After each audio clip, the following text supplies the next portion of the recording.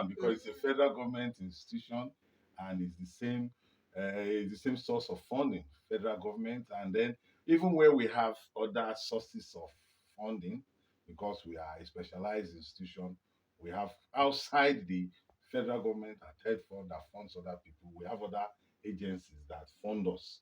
But no matter how many sources of funding you have, funds is still a challenge to running institution in this country. There are things we want to do.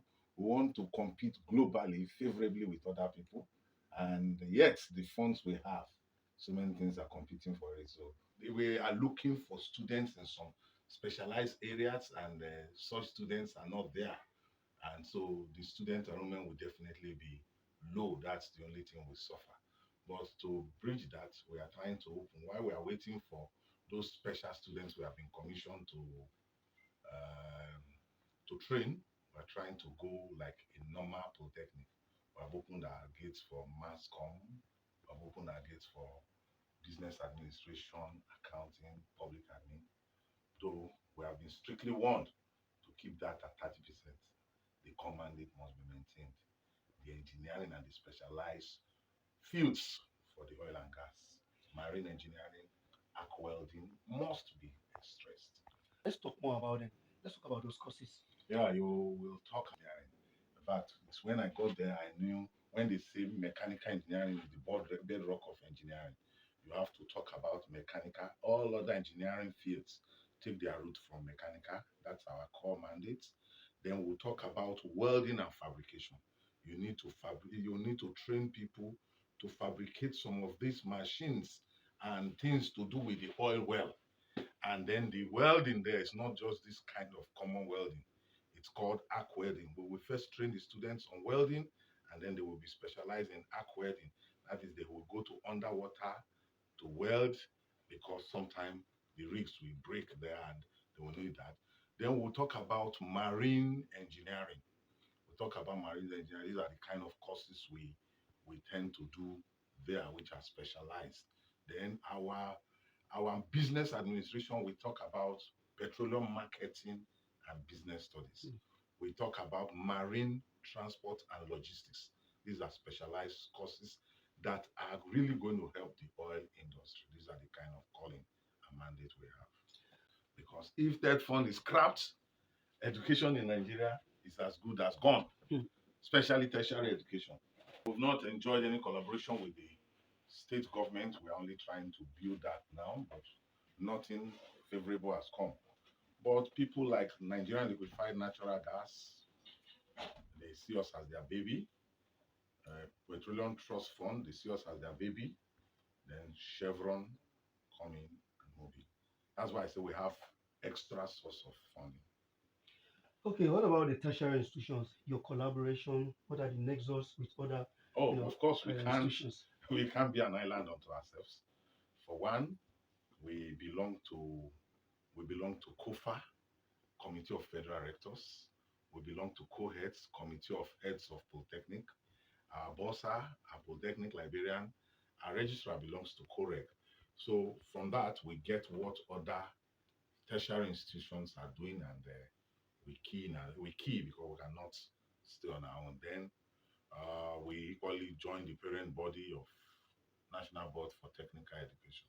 You are a union head here, and of course, being in management for several years in this place, you should know how to put things together. But what has been the relationship with the union? No chief executive will tell you is ever comfortable with the union. No chief executive. Today in COFA, I know close to 7 rectors that are past chairmen. And when we sit down, we still talk about ASUP as one very big boy that you cannot wish away. But, well, the experience as former ASUP chairman has really helped me curtail the union. I think we have minimal agitation, but there's no time they cannot give you problem. ASUP, SANIP, and NASU. That's the 3 we have. There's a 4th one, but I don't even want it to come because the headache of 3 is enough. So it's like it's not something that is pleasant, but we are managing. I think the fact that I'm as one time as chairman, I've stayed in management, I've seen this negotiation, I've been in management, help management negotiate. I really know that once you put the welfare of the staff in the front burner, you have little or no challenges from there. So nothing had been done in the 10 years before I got there. But when I got there, within the space of 5 months, I don't want to mention what I got, but I think I got something. Mm. And I've awoken a lot of things. For instance, when we talk of IGR, I equipped my clinic, my medical center so much that the oil companies are now sending their workers for medical tests and checkups and treatments in my clinic. And they give us a retainership of 40 million every month. That's what I've done. Okay, let's talk about communication, like what we have at the Federal Polytechnic Bida here. There are so many channels how you can pass information, like they have standard FM. I don't know how effective has been that communication channel in your school. Oh, I give kudos to my PRO, one young man called Antonio Obe. Before I came in, we had the PRO, but I was not too satisfied with what the PRO unit was doing. So I rejig it and made Antonio be the head of information and protocol. Oh wow. Go to my Facebook handle, Hmm. go to my all my social media handle. I'm sure you would know a day what is happening in that school. So we have breached that. And now that we have MASCOM, if if it pleases God, now that we are going to have accreditation for MASCOM rather, if it pleases God, maybe we'll have an FM station. Let's take a look at the structure of the school. Like I remember before Dr. Zukoji became rector, there was only one deputy rector at the Federal Polytechnic Bida. But after he got to office, there was a second deputy rector. Have you had any cause to maybe have two or three deputy rectors I in that met institution? two deputy rectors there. Okay, It's already two, and I want to keep it at that. okay. And they were working very well with them. What about the schools? How many schools do you have in that place? Like we have We have, school of yeah, environment, I school of understand. this and that. Yeah. We have three functional schools as of today, and then the fourth one is the continuing education. We have the School of Applied Science, we have the School of Business, and we have the School of Engineering. Then we have the School of Continuing Education. Four for now. Though Okay. the four can be broken into more, but we'll look at it. Maybe we'll break them. There are environmental courses in the School of Engineering.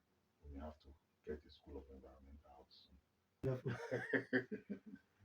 We have been speaking with the rector, Federal Polytechnic Oil and Gas, Bonny, River State, who was once an HOD or the pioneer HOD of Statistics Department of the Federal Polytechnic Bida.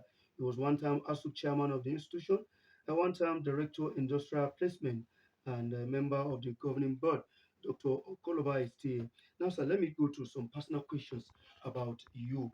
Even though they are personal but official to a larger extent, when you heard of your appointment as the rector of the institution, what was the first thing that came to your mind?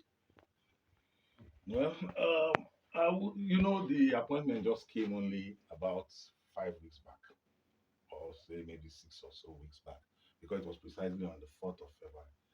But will I say anything came into my mind? It's something I've been expecting. Let me be very candid with you. Hmm. I was expecting it because I had been acting rector for 10 months before then. And if you have written an exam and passed, you will know the results you're expecting. My performance in office in the 10 months had made me know that definitely the president will find me worthy of the appointment because the reports getting to the ministry. I was the first that had a convocation organized in the school. I expanded they were all having interim accreditation. I expanded the programs to full accreditation. Even the ministry didn't want me to go. They were telling my governor, but don't change this man. So talking about how I felt, no, I didn't feel anything because it was long awaited. I was even enjoying it. If you come to Bonny, when they did a reception for me, the people were raising 5 fingers up here and 1 finger up here. You know why? They were already saying 6 years. They wanted it. So that I will be rector for 6 years. Then perhaps that will be the longest serving rector that school will have. That's it. I want that school to grow. I want to succeed. So it is completely merits all round. I don't know the people so well, but I think they have applauded my appointment. I had to change all the HODs. I had to change all the directors and deans. But I looked at seniority. I felt seniority would bring experience, Mm. and I made my appointment on that. And I think there was agitation. People had been bringing people from under to head departments, but I made it on the basis of seniority. And while I was serving as acting rector, I was observing some of the HODs and deans that I saw. I consolidated them to make them substantive, to make them directors that can work. The ones that I saw were productive, we are producing results. I had to put them in place and then some allow them go.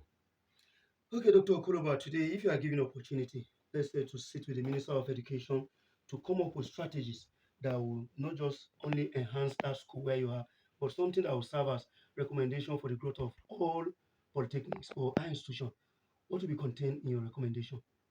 Well, presently the MBT is preaching skills.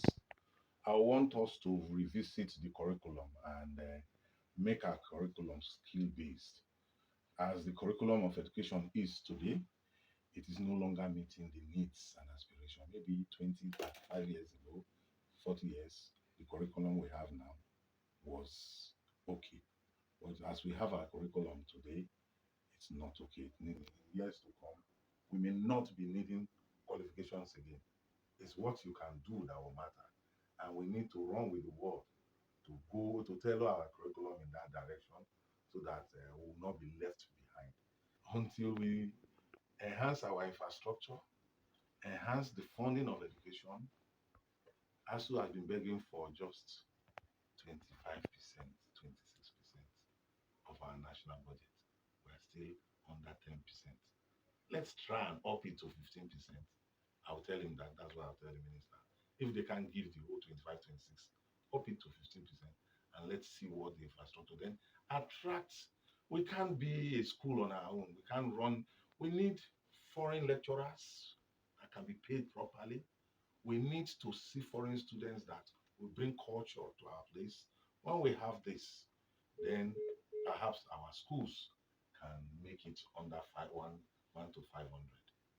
The Polytechnic is an enemy of unto itself because the first thing is you train somebody, you know the capacity of the person, you graduated the person, you certificate the person, and somebody you don't know from outside is coming, and you are placing the person above your product that you know. That's the first thing. You call one a lecturer, you call your product an instructor. I hope the new scheme of service will come and trash that rubbish. That's the first place we got it wrong. For somebody like me, there is a time I started on an online degree because I finished from the Federal Polytechnic leader. Mm. I started, then I said to myself, why must I make myself a second fiddle? 1 year plus into that program, I stopped it. Mm. And I said, I am going to get to the pinnacle of this career, carrying my HND. And I'll proudly say it anywhere, and I'm saying it today. And that's what I have. I have a HND, a PGD, a master's, and a PhD. And in all the degrees from my HND, I was outstanding in all my classes. I never wanted to get a bachelor's degree. And I will use this degree to work in the university when it's time. Good morning, Dr. Okoloba. Good morning, my brother. Okay, this is our It's my pleasure meeting with you. Congratulations on your well deserved appointment. Thank you. I'm very happy with you because you did so many things upon giving you appointment there. You took some people with you over there. You gave them appointment. Which one of my neighbor is part of them, a banker with Polaris Bank. This demonstrates the fact that you are a capacity builder and a reformer.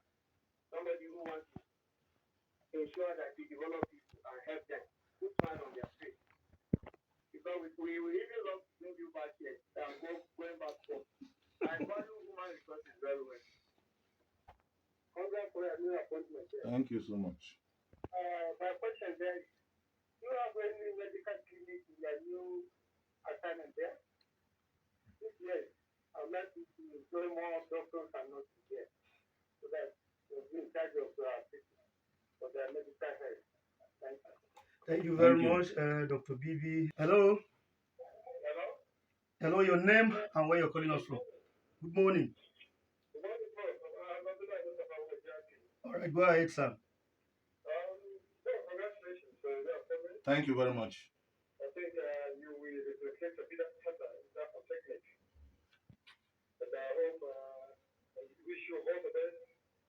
Good policies are always conceived by policymakers, decision makers, but somehow in handing it down, the people that will implement it don't seem to have the same passion, or there's a break in communication in the transition down, and that seems to have affected implementation of some good policies.